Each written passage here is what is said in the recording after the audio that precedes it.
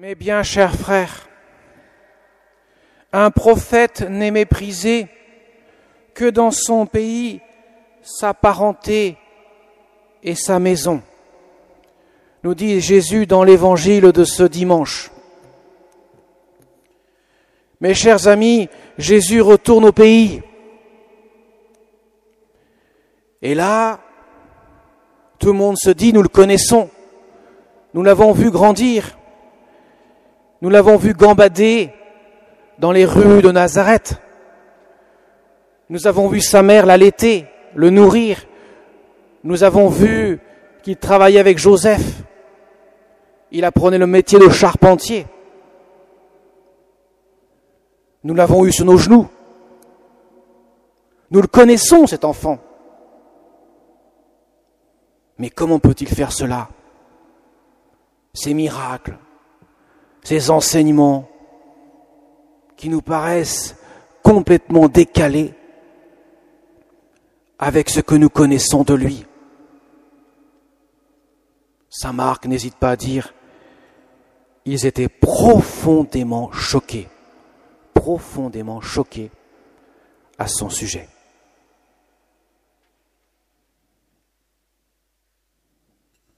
Mes chers amis, il y a deux modes de connaissance. La connaissance que nous avons des uns des autres, par nos sens, par notre intelligence, notre raison, autrement dit. Nous connaissons un tel, nous l'avons vu, nous le côtoyons, etc., etc.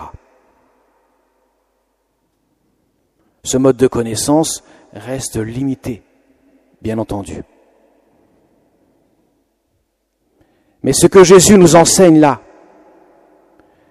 c'est que si nous en restons à ce mode de connaissance, l'enfant qu'il a été, le jeune homme qu'il a été, le jeune adulte qu'il a été, que nous avons côtoyé pendant des années, pendant 30 ans,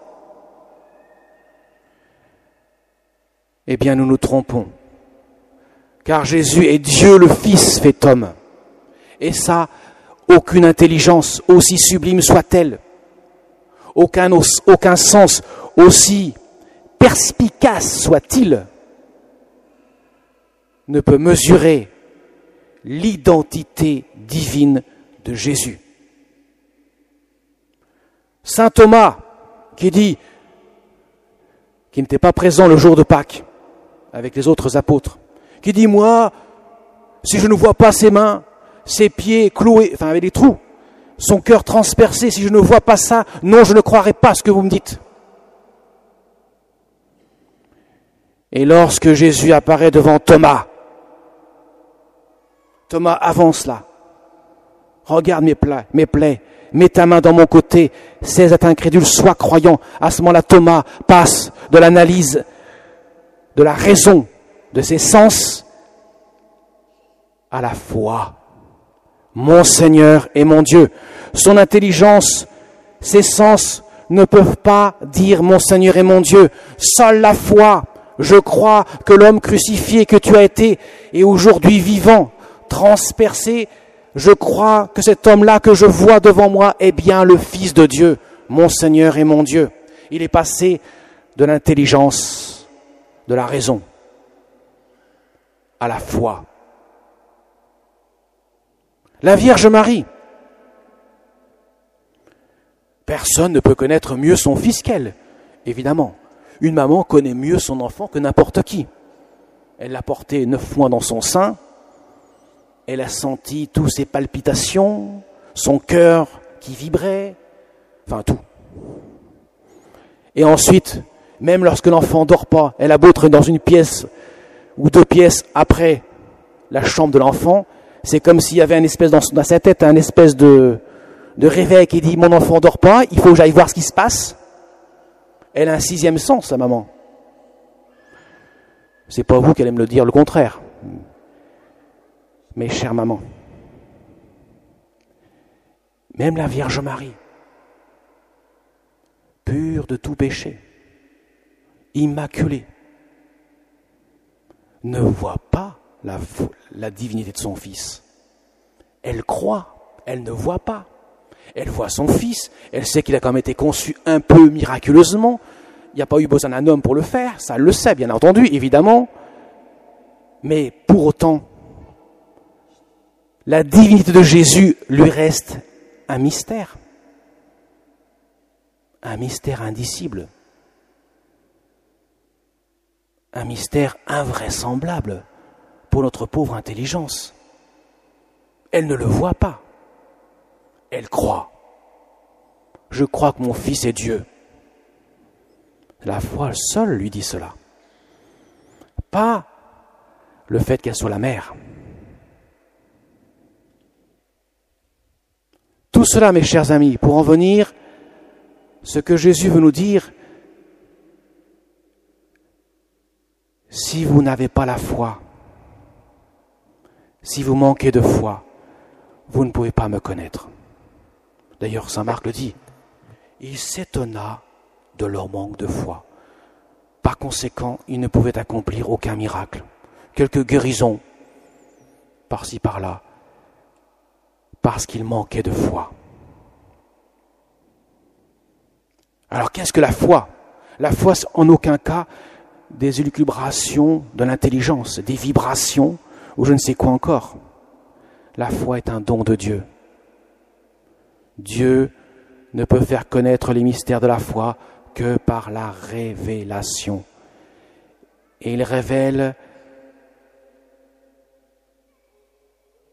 par les prophètes, d'abord par les patriarches, Abraham, etc., par les prophètes, et en dernier lieu, nous dit l'Épître aux Hébreux, par son Fils qui est le Verbe fait chair, la parole incarnée, la parole dans la chair, autrement dit, Dieu qui parle lui-même. Seulement la révélation. Ça ne vient pas de l'intelligence humaine, ça vient de Dieu. Nous recevons la foi lors de notre baptême, comme une vertu, un don que nous avons reçu pour accueillir ce que Dieu nous dit et une vertu pour l'exercer tout au long de notre vie. Dieu donc nous parle. Et comment pouvons-nous accueillir la parole de Dieu?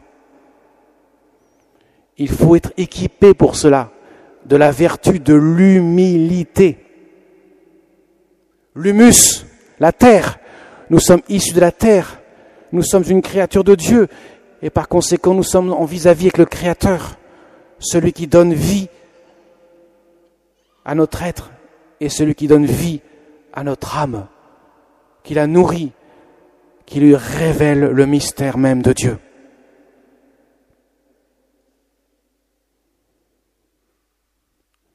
Vous voyez, mes chers amis, l'endurcissement du peuple de Dieu, les pharisiens, les chefs des prêtres, les scribes, les sadducéens, toute cette nomenclatura qui brille par leur orgueil et leur suffisance, qui pensent savoir tout et qui méprisent profondément le peuple parce qu'ils pensent qu'il ne sait rien. Eh bien, ces gens-là ne comprendront rien. Et malgré les miracles qu'il aura beau accomplir, Jésus, ils s'endurciront peu à peu, au point que leur cœur sera comme du béton armé. Rien n'y pénètre. Étanche, imperméable.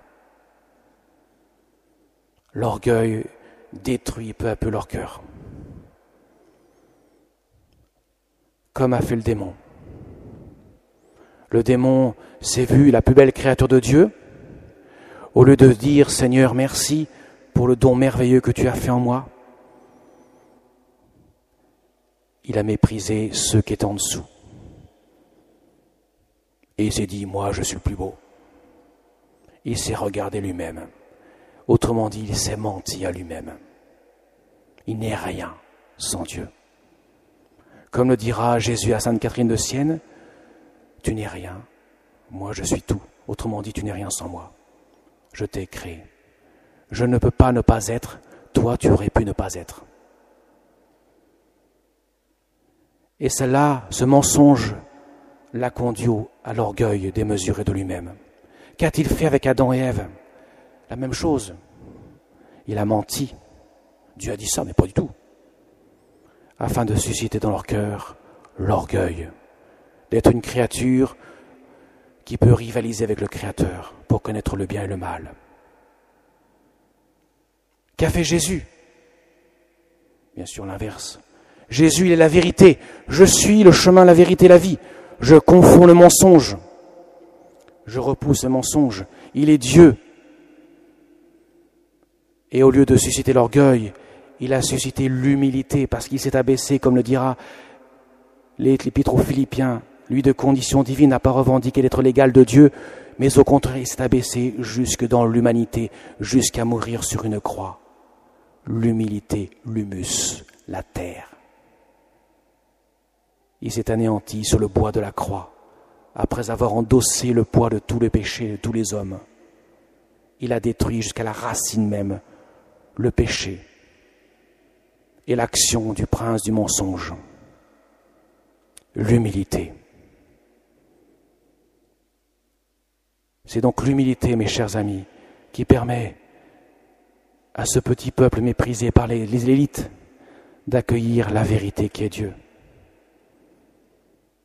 C'est l'humilité de reconnaître que nous sommes rien sans Dieu. C'est l'humilité de reconnaître que nous sommes tout petits devant le Seigneur et qu'il n'y a pas des plus grands parmi les hommes qui seraient tout et d'autres qui seraient rien. Jésus n'a-t-il pas dit dans l'Évangile, « Père, je te loue pour ce que tu as révélé aux petits et ce que tu as caché aux sages et aux savants. » Seule l'humilité permet de connaître qui est Dieu.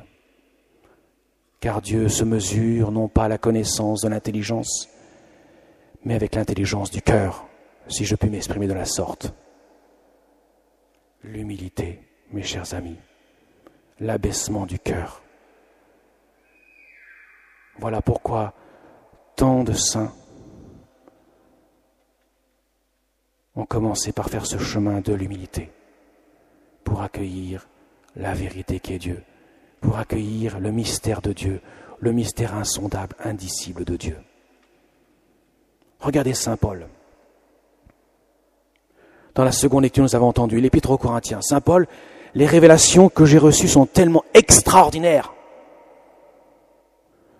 que pour m'empêcher de me surestimer, il aurait pu être bourré d'orgueil, j'ai reçu dans ma chair une écharde, un envoyé de Satan qui est là pour me gifler, pour empêcher que je me surestime. Et pourtant, par 3 fois, j'ai demandé au Seigneur, j'ai prié le Seigneur de l'écarter de moi, mais il m'a déclaré, ma grâce te suffit.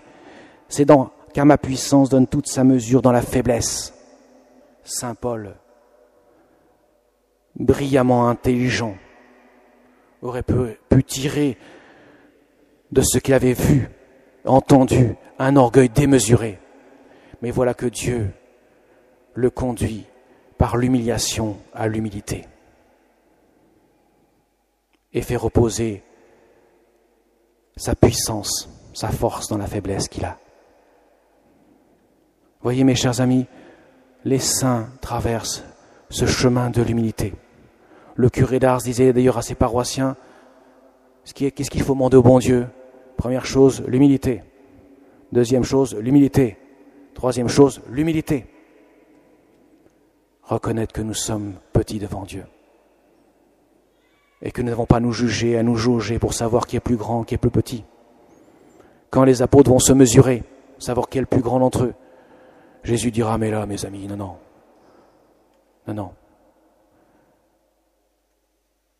D'abord, vous allez connaître ce qu'est l'humiliation de la croix. Vous allez boire le calice que je vais boire. Vous allez boire la souffrance que je vais souffrir.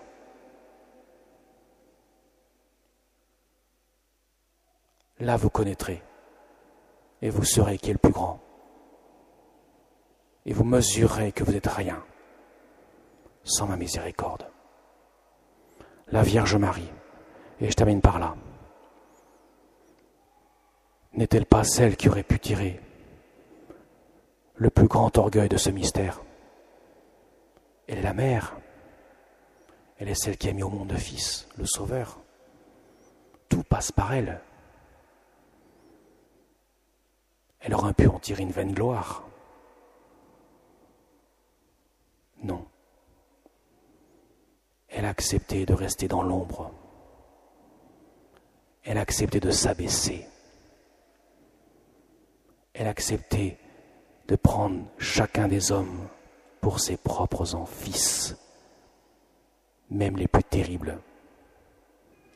Elle les a aimés, chacun d'eux, et nous aime, chacun d'entre nous, dans l'unique but de nous conduire à Jésus et que nous soyons revêtus du Christ. Ne l'oublions jamais, elle ne vous oubliera jamais. Amen.